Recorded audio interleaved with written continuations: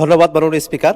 আজ ৭১ ভিত্তিতে আমার উত্থাপনীয় বিষয় হলো বিগত স্বৈরাচার আমলে ভুয়া মুক্তিযোদ্ধা সনদে নিয়োগপ্রাপ্তদের দ্রুত চাকরিচ্যুতি এবং পতিত ফ্যাসিস্টের পুনর্বাসন, রাষ্ট্রবিরোধী ষড়যন্ত্র রুখতে প্রশাসনিক শুদ্ধি অভিযান জোরদারকরণ প্রসঙ্গে বিগত দেড় দশকে প্রশাসন, পুলিশ, সেনাবাহিনী, বিচার বিভাগ সহ রাষ্ট্রের অত্যন্ত স্পর্শকাতর দপ্তরগুলোতে ভুয়া মুক্তিযোদ্ধা কোটায় নিয়োগ পেয়ে ঘাপটে বেড়ে থাকা বিশাল সংখ্যক সুবিধাভোগী কর্মকর্তা কর্মচারী বর্তমানে পতিত ফ্যাসিস্ট শক্তিকে পুনরায় ক্ষমতায় আনতে গভীর ষড়যন্ত্রে লিপ্ত।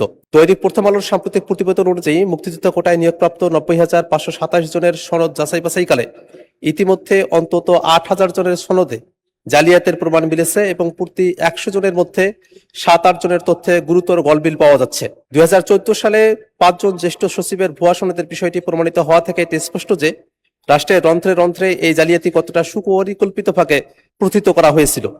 বর্তমান সরকার এই বিশাল সংখ্যক ভুয়া সনদধারীদের বিরুদ্ধে তদন্ত ও আইনানুগ ব্যবস্থা গ্রহণ অব্যাহত রাখলেও অভিযোগ রয়েছে যে অভিযুক্তরা নানাভাবে তদন্ত প্রক্রিয়াকে স্থবির করে দেওয়ার অপচেষ্টা চালাচ্ছে। বিগত স্বৈরাচারী আমলে জালিয়াতের মাধ্যমে নিয়োগ পাওয়া এই চক্রকে অবিলম্বে চাকরিচ্যুতি করে আইনের আওতায় আনা না হলে এরা রাষ্ট্রের গোপনীয় তথ্য পাচার করে বা সিভিল, মিলিটারি বা জুডিশিয়ারি কুয়ের উস্কানি দিয়ে পতিত ফ্যাসিস্ট শক্তিকে পুনর্বাসনের মাধ্যমে বড় ধরনের জাতীয় সংকট তৈরি করতে পারে। এমত অবস্থায় রাষ্ট্রের সার্বভৌমত্ব রক্ষা, প্রশাসনে মেধার মূল্যায়ন নিশ্চিত করা এবং ফ্যাসিস্ট পুনর্বাসনের সকল ষড়যন্ত্র সমূলে নস্যাৎ করার লক্ষ্যে তদন্ত প্রক্রিয়াকে সম্পূর্ণ প্রভাবমুক্ত রেখে ভুয়া সনদধারী সকল কর্মকর্তা কর্মচারীকে দ্রুততম সময়ে চাকরিচ্যুত করার বিষয়ে সরকার কী ধরনের কঠোর ও দৃশ্যমান পদক্ষেপ নিচ্ছে তা এই মহান সংসদে জানানোর জন্য আমি মাননীয় মুক্তিযুদ্ধ বিষয়ক মন্ত্রীর দৃষ্টি আকর্ষণ করছি। ধন্যবাদ মাননীয় স্পিকার। ধন্যবাদ মাননীয় সদস্য। মাননীয় মুক্তিযুদ্ধ বিষয়ক মন্ত্রী জনাব আহমেদ আজম খান, আপনাকে এই বিষয়ে সংক্ষিপ্ত বিবৃতি প্রদানের জন্য আহ্বান জানাচ্ছি। মাননীয় স্পিকার, আপনাকে ধন্যবাদ।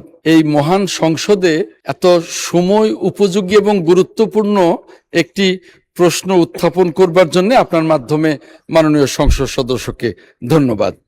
মাননীয় স্পিকার, আপনার মাধ্যমে এই মহান সংসদকে এবং মাননীয় সংসদ সদস্যকে জানাতে চাই, বর্তমান সরকার যে সকল অমুক্তিযোদ্ধা ও তাদের ওয়ারিশগণ জালিয়াতির মাধ্যমে মুক্তিযোদ্ধা কোটায় বিভিন্ন চাকরিতে, সরকারি চাকরিতে নিয়োগপ্রাপ্ত হয়েছেন, তাদের বিরুদ্ধে কঠোর ব্যবস্থা গ্রহণের প্রক্রিয়া ইতিমধ্যে শুরু হয়েছে।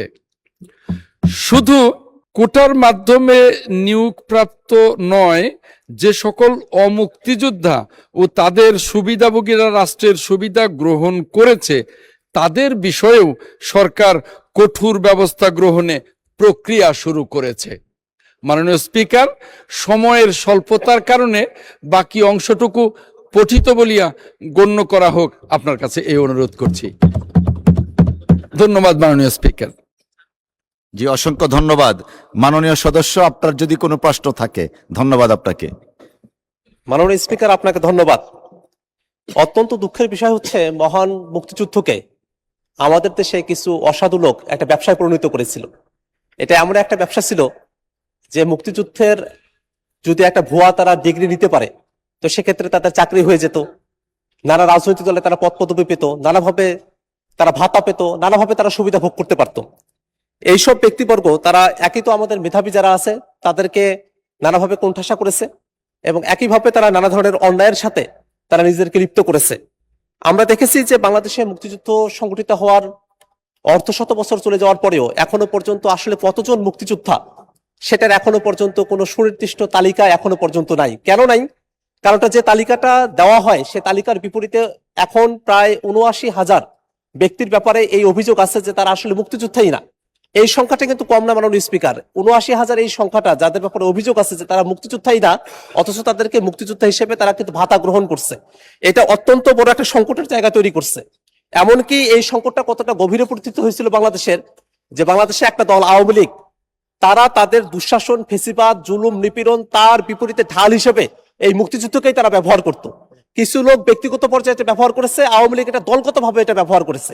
এই কারণে মাননীয় মুক্তিযুদ্ধ বিষয়ক মন্ত্রীর কাছে আমার প্রশ্ন থাকবে যে এই যে মুক্তিযুদ্ধ সংগঠিত হওয়ার এতগুলো বছর পেরিয়ে গেল, আমরা কি মুক্তিযোদ্ধাদের সঠিক একটা পরিসংখ্যান, একটা সঠিক সংজ্ঞায়ন এবং যারা আসলে ভুয়া মুক্তিযোদ্ধা, যাদেরকে অমুক্তিযোদ্ধা বলা হয় ফরমালি, তাদের ব্যাপারে রাষ্ট্রীয়ভাবে কোনো ব্যবস্থা গ্রহণ করা হবে কিনা সেই ব্যাপারে মাননীয় মন্ত্রীর কাছে আমি জানতে চাই। মাননীয় স্পিকার, আপনাকে ধন্যবাদ। ধন্যবাদ মাননীয় সদস্য। মাননীয় মন্ত্রী। মাননীয় স্পিকার, আপনাকে ধন্যবাদ।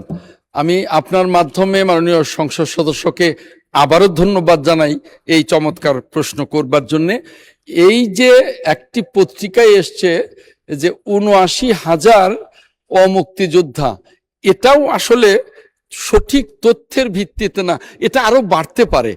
এবং এই যে শহীদের সংখ্যা নিয়ে এই একটা বিতর্ক, এই বিতর্কের জন্য আমাদের বাংলাদেশের মহান অভিভাবক, বাংলাদেশের গণতন্ত্রের আজন্ম যোদ্ধা আমাদের প্রিয় দেশনেত্রী মরহুম বেগম খালেদা জিয়ার বিরুদ্ধেও ওই ফ্যাসিবাদী সরকার মামলা করেছিল।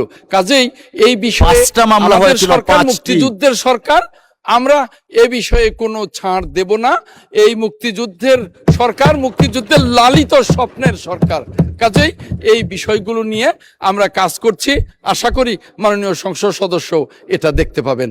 মাননীয় স্পিকার, সময়ের স্বল্পতার কারণে অনেক তথ্য থাকা সত্ত্বেও আমি এটাকে পঠিত বলে গণ্য হবে বলেই আমি অনুরোধ করছি আপনাকে। মাননীয় স্পিকার, আপনাকে ধন্যবাদ।